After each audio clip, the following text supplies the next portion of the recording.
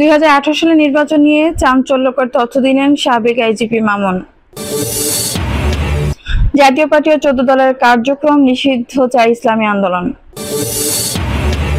শেখ হাসিনা দেশ থেকে পালালেও শয়তানি ছাড়েনি বললেন মির্জা ফখরুল। জাতীয় পার্টির চরিত্র নিয়ে প্রশ্ন তুললেন রিজভী। এবং সর্বশেষ জানাবো, জাতীয় পার্টিকে আবারও বিরোধী দল বানানোর চক্রান্ত চলছে বললেন রাশেদ। দর্শক শুনছিলেন সংবাদ শিরোনাম, এখন বিস্তারিত। 2018 সালে নির্বাচন নিয়ে চাঞ্চল্যকর তথ্য দিলেন সাবেক আইজিপি মামুন। 2018 সালে জাতীয় নির্বাচনের আগে রাতে 50% ভোট ব্যালট বক্সে ভরার পরামর্শ দিয়েছেন ওই সময়ের পুলিশ মহাপরিদর্শক আইজিপি জাভেদ পাটোয়ারি। মঙ্গলবার 2 সেপ্টেম্বর আন্তর্জাতিক অপরাধ ট্রাইব্যুনাল 1 এর চেয়ারম্যান বিচারপতি মোহাম্মদ গোলাম মুর্তজা মজুমদারের নেতৃত্বাধীন বিচারিক প্যানেলে জবানবন্দিতে এই কথা জানান আসামি থেকে রাজসাক্ষী হওয়া সাবেক আইজিপি চৌধুরী আব্দুল্লাহ আল মামুন। এই দিন বেলা 11:50 সাক্ষ্য দেওয়া শুরু করেন জুলাই আন্দোলনের সময় পুলিশ প্রধানের দায়িত্বে থাকা মামুন। তিনি বলেন, 2018 সালের জাতীয় নির্বাচনের আগের রাতে 50% ভোট ব্যালট বক্সে ভরে রাখতে শেখ হাসিনাকে পরামর্শ দিয়েছিলেন ওই সময়ের আইজিপি জাভেদ পাটোয়ারি। পুলিশের গোপালগঞ্জ সিন্ডিকেট নিয়েও জবানবন্দি দেন চৌধুরী আব্দুল্লাহ আল মামুন। সাবেক আইজিপি ট্রাইব্যুনালে আরো বলেন, আন্দোলন দমনে মারণাস্ত্র ব্যবহার, হেলিকপ্টার থেকে গুলি ও ব্লক রেইডের সিদ্ধান্ত হয়। রাজনৈতিকভাবে তিনি জানান, লেথাল ইউপেন ব্যবহারের নির্দেশনা এসেছিল শেখ হাসিনার কাছ থেকে। আর সাবেক ডিএমপি কমিশনার হাবিবুর রহমান হাবিব, ডিবির হারুন ছিলেন মারণাস্ত্র ব্যবহারের অতি উৎসাহী। মামুন জবানবন্দিতে বলেন, র্যাব 1-এ টিআইএফ নামে গোপন বন্দিশালা ছিল, অন্যান্য র্যাবের ইউনিটে ছিল এমন বন্দিশালা। রাজনৈতিক ভিন্ন মত সরকারের জন্য হুমকি হয়ে এমন মানুষদের ধরে আনা হতো এখানে। তিনি আরো বলেন, প্রধানমন্ত্রীর দফতর থেকে আসতো এসব নির্দেশনা। কখনো নির্দেশনা দিতেন তারেক সিদ্দিকী, আর আয়নাঘরে আটক ও ক্রসফায়ারে হত্যার মতো কাজগুলো করতেন র্যাবের এডিসি অপারেশন ও গোয়েন্দা বিভাগের পরিচালক। এবছরের 24 মার্চ মুখ্য মহানগর হাকিম আদালতে স্বীকারোক্তিমূলক জবানবন্দি দেন চৌধুরী আব্দুল্লাহ আল মামুন। তিনি জানান, স্বেচ্ছায় আসামি থেকে রাজসাক্ষী হয়ে সত্য উন্মোচন করতে চান তিনি।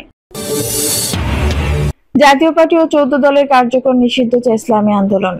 ফ্যাসিবাদী আওয়ামী লীগের মতো জাতীয় পার্টি ও 14 দলের কার্যক্রম নিষিদ্ধ চায় ইসলামী আন্দোলন বাংলাদেশ। প্রধান উপদেষ্টা অধ্যাপক ডক্টর মোহাম্মদ ইউনূসের সঙ্গে মঙ্গলবার বৈঠক শেষে সাংবাদিকদের এই কথা জানান দলটির প্রেসিডিয়াম সদস্য অধ্যাপক আশরাফ আলী আকন্দ। তিনি বলেন, আওয়ামী লীগের যে পরিণতি হয়েছে, একই সঙ্গে আমরা জাতীয় পার্টি ও 14 দলের কার্যক্রম নিষিদ্ধ চেয়েছি। তিনি আরো বলেন, গত 53 বছরে জনমতের প্রতিফলন হয়নি। যেই লাউ সেই কদু করে ট্র্যাডিশনাল পদ্ধতিতে নির্বাচন করলে জনমতের প্রতিফলন হবে না। দেশের আইন শৃঙ্খলা ভেঙে পড়েছে, কোনো উন্নতি হয়নি দাবি করে অধ্যাপক আশরাফ বলেন, বৈঠকে এই নিয়েও কথা হয়েছে, সংস্কার ও বিচার ছাড়া সুষ্ঠু নির্বাচন সম্ভব নয় বলেও তার দল মনে করে। অধ্যাপক আশরাফ বলেন, প্রধান উপদেষ্টা বিষয়টি নিজে নোট করেছেন। তিনি বলেছেন, একটি অপশক্ত সুষ্ঠু নির্বাচনের বিরুদ্ধে ষড়যন্ত্র করছে। শেখ হাসিনা দেশ থেকে পালালেও শয়তানি ছাড়েনি বললেন মির্জা ফখরুল। ছাত্র আন্দোলনের মুখে শেখ হাসিনা দেশে থেকে পালালেও শয়তানি ছাড়ে নাই বলে মন্তব্য করেছেন বিএনপি মহাসচিব মির্জা ফখরুল ইসলাম আলমগীর। নেতাকর্মীদের শহীদ জিয়ার আদর্শ ধারণ করে রাজনীতি করার আহ্বান জানিয়ে বিএনপি মহাসচিব বলেন, আওয়ামী লীগের মতো চাটার দলে পরিণত হওয়া যাবে না, তাহলে বিএনপিকেও মানুষ ভালোবাসবে না। দেশের স্বাধীনতা সার্বভৌমত্ব নিয়ে কোনো আপোষ হবে না উল্লেখ করে তিনি বলেন, শেষ রক্তবিন্দু দিয়ে হলেও স্বাধীনতা সার্বভৌমত্ব রক্ষা করব, এখানে কোনো আপোষ নাই। মির্জা ফখরুল ইসলাম আলমগীর বলেন, ছাত্র আন্দোলনের মুখে শেখ হাসিনা দেশ থেকে পালালেও শয়তানি ছাড়ে নাই। ভারতে গিয়ে সে আবার শয়তানি শুরু করছে। ওইখানে বসে আওয়ামী লীগ ছাত্রলীগকে উস্কাই দিয়ে বলে, তোমরা গোলমাল করো, মিছিল করো, মারামারি করো, নেতা কর্মীদেরকে মারো, যদি আপনাদের কারোর উপরে কোনো হাত পড়ে আওয়ামী লীগের সেই হাত আপনারা ভেঙে দিবেন। দেশের রাজনীতি নিয়ে কথা বলতে গিয়ে তিনি বলেন, ডক্টর ইউনূসের রাজনীতি করার ইচ্ছে নেই, তিনি দেশে শান্তি ফিরিয়ে আনার চেষ্টা করছেন। আর এর আগে শেখ হাসিনার হাতে সবকিছু থাকলেও আগামী দিনেও ক্ষমতার ভারসাম্য আনবে বিএনপি। নেতাকর্মীরা আইনের প্রতি শ্রদ্ধাশীল জানিয়ে তিনি আরো বলেন, আইন আইনের মতো চলবে। বিএনপি ক্ষমতায় এলে গণমাধ্যম সম্পূর্ণ স্বাধীনভাবে কাজ করতে পারবে। ছাত্রদলের নেতাকর্মীদের উদ্দেশ্যে মির্জা ফখরুল ইসলাম আলমগীর, ছাত্র সংসদ নির্বাচনগুলো বা কোথাও গন্ডগোল করা যাবে না, আর অতীতের কর্মকাণ্ড ভুলে পুলিশকে আরো দায়িত্বশীল ভূমিকা পালনেরও আহ্বান জানান তিনি। এছাড়া সোশ্যাল মিডিয়ার ছড়ানো গুজবের বিরুদ্ধেও সবাইকে ঐক্যবদ্ধ থাকার নির্দেশনা দেন তিনি। জাতীয় পার্টির চরিত্র নিয়ে প্রশ্ন তুললেন রিজভী। আওয়ামী লীগ ফ্যাসিবাদের সমর্থক জাতীয় পার্টির চরিত্র নিয়ে প্রশ্ন তুলেছেন বিএনপি সিনিয়র যুগ্ম মহাসচিব রুহুল কবির রিজভী। তিনি শুধু তাই নয়, জাতীয় পার্টি ভারতের কোনো রাজনৈতিক দল কিনা তা নিয়েও শঙ্কা প্রকাশ করেছেন তিনি। মঙ্গলবার জাতীয় প্রেস ক্লাবে এক আলোচনা সভায় রিজভী বলেন, 2024 সালের নির্বাচনের আগে জিএম কাদের ভারতে গেলেন। তখন সাংবাদিকেরা তাকে প্রশ্ন করলেন যে আপনার সঙ্গে কি কথা হলো। তখন জিএম কাদের বলেছেন যে ওদের পারমিশন ছাড়া কিছু বলতে পারবো না।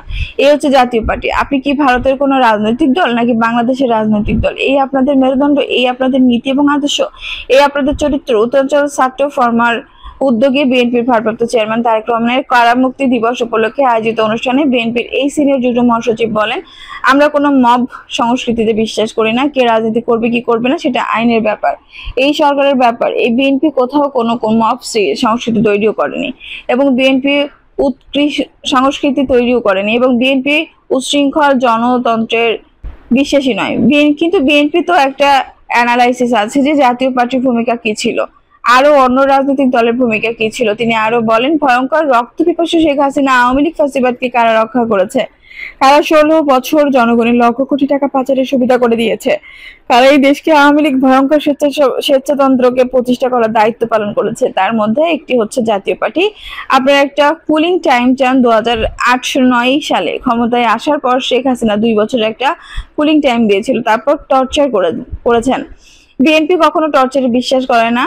কুলিং টাইম আবার কিসের? আর টর্চারই বা কিসের? বিএনপি তো ক্ষমতায় নেই, এখন তো নির্বাচনই হয়নি। বিএনপি কখনো কোনো অবস্থাতেই বেআইনিভাবে কোনো নির্যাতন অত্যাচারে বিশ্বাসী নয়। রিজভী বলেন, আমরা প্রত্যেকে ভুক্তভোগী, সবাই সর্বনিম্ন 500 মামলায় আক্রান্ত। আমরা যারা আক্রান্ত কিন্তু আমাদের সামনে অন্য কেউ লাঞ্ছিত হোক সেটা চাই না। কিন্তু যারা ফ্যাসিবাদকে সমর্থনে ফ্যাসিবাদের বয়ানে সুর মিলিয়েছে তাদেরকে আইনের আওতায় নিয়ে আসা উচিত। জনগণের তাদের বিচার দেখতে চাই। জাতীয় পার্টির মহাসচিবের এক বক্তব্যকে উল্লেখ করে রিজভী বলেন, জাতীয় পার্টির মহাসচিব শামীম হায়দার পাটোয়ারি বলেছেন যে জাতীয় পার্টির দায় এখন বিএনপিকে নিতে হবে। বিএনপি তো এখন রাষ্ট্র ক্ষমতায় নেই, এখনো তো অবাধ সুষ্ঠু নির্বাচন হয়নি, তাহলে আপনি কিসের দায়ের কথা বলছেন? নুরুল হক নূর ডাকসুর সাবেক ভিপি, তাকে একটি কার্যালয়ের মধ্যে আক্রমণ করা হলো। আমরা প্রথমে শুনেছিলাম জাতীয় পার্টির সঙ্গে গোলমাল, কিন্তু তাকে যে আঘাত করেছে সেই লাল শার্ট পরা লোকটাকে যে কেউ কারো বিরুদ্ধে কথা বলতে পারে, এটা গণতন্ত্রের স্বীকৃত একটা পন্থা।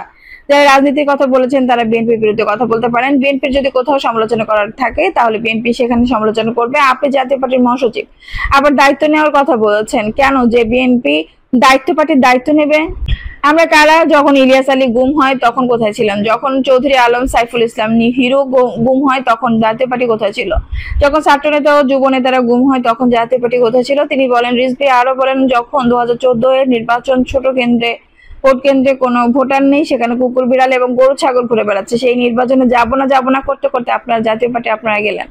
2018 সালে বিএনপি নির্বাচনে যাওয়ার ঘোষণা দেওয়ার প্রায় 45 জন প্রার্থীকে গ্রেপ্তার করে নিয়ে যাওয়া হলো। বিএনপি নির্বাচনে আসুন, সেটা শেখ হাসিনা চায়নি। সেদিন জাতীয় পার্টি কি ভূমিকা রেখেছে? গণমাধ্যমের উদ্দেশ্যে বিএনপি সিনিয়র যুগ্ম মহাসচিব রিজভী বলেছেন, যিনি দেশে বহুদলীয় গণতন্ত্র প্রতিষ্ঠা করেছেন এবং জাতীয় আন্তর্জাতিক চক্রান্ত শহীদ হয়েছেন, সে জিয়া রহমানের নামের আগে আজও অনেক গণমাধ্যমে শহীদ না লিখে প্রয়াত শব্দটি ব্যবহার করা হয়, অথচ স্বাধীনতার ঘোষক হিসাবেও তাকে স্বীকৃতি দেওয়া হয় না। আমি সেই সব গণমাধ্যমকে বলতে চাই, আপনারা কি শেখ হাসিনার আমলে বঙ্গবন্ধু শেখ হাসিনা ছাড়া অন্য কারো কথা বলতে পেরেছেন? যদি তুলতেন তাহলে কি আপনাদের অস্তিত্ব থাকতো? আপনারা 15 আগস্ট নিয়ে বড় বড় শিরোনাম দিয়ে সংবাদ প্রকাশ করেছেন, কিন্তু জিয়াউর রহমানকে শহীদ বলা বা স্বাধীনতার ঘোষক হিসেবে উল্লেখ করতে গিয়ে আপনাদের এত সংকোচ কেন? তারপরে আমরা দেখি গণতন্ত্রের মত প্রকাশের কিছুটা স্বাধীনতা এখনো আছে, কিন্তু আপনাদের এই আচরণে দেশের সংখ্যাগরিষ্ঠ মানুষের হৃদয়ে যে আঘাত দিচ্ছেন, সে আঘাত কোনোদিন ভোলা যাবে না, যোগ করেন রিজভী। জাতীয় পার্টিকে আবারও বিরোধী দল বানানোর চক্রান্ত চলছে বললেন রাশেদ। প্রধান উপদেষ্টার প্রেস সচিব শফিকুল আলম বলেছেন, প্রধান উপদেষ্টা ডক্টর মোহাম্মদ ইউনূস সুস্পষ্টভাবে বলেছেন 2026 সালের ফেব্রুয়ারির প্রথমার্ধে নির্বাচন অনুষ্ঠিত হবে। এই নির্বাচনে অন্য দেশের থাবা মারার কোনো সুযোগ যেন না থাকে, এজন্য নির্বাচন আয়োজনে সবার সর্বাত্মক সহযোগিতা চেয়েছেন প্রধান উপদেষ্টা। বলেন, এবারে নির্বাচন আনন্দ ও উৎসব মুখর পরিবেশে হবে। জীবনে কখনো ভোট দিতে পারেনি তাদের জন্য এই নির্বাচন ভালো অভিজ্ঞতা দিতে হবে।